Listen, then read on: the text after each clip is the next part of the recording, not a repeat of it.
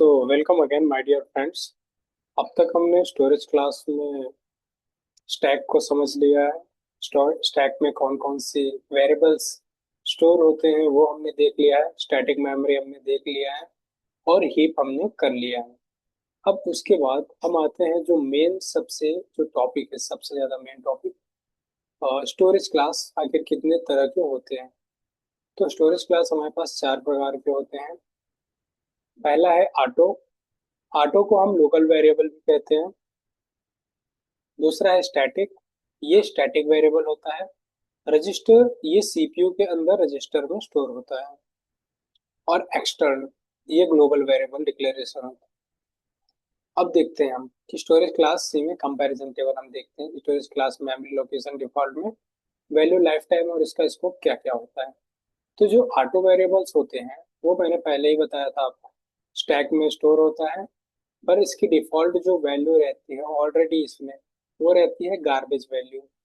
मतलब अगर आप कोई भी वैल्यू बिना इनिशियलाइज किए आप उसको प्रिंट करना चाहोगे तो वहां पे हमें गार्बेज वैल्यू मिलेगी।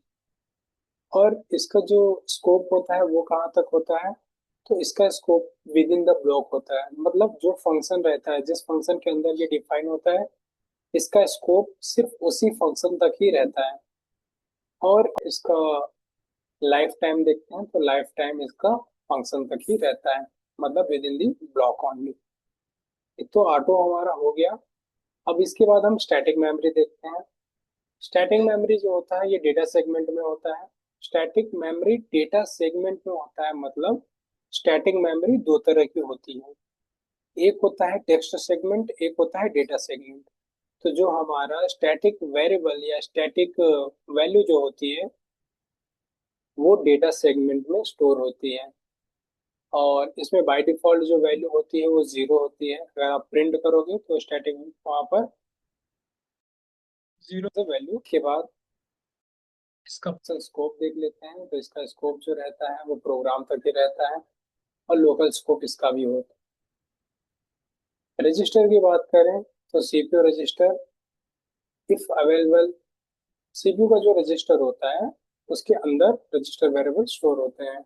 इसमें बाय डिफॉल्ट गार्बेज वैल्यू होती है। इसका स्कोप भी विद इन दी ब्लॉक होता है और इसका लाइफ टाइम भी ब्लॉक के अंदर ही होता है।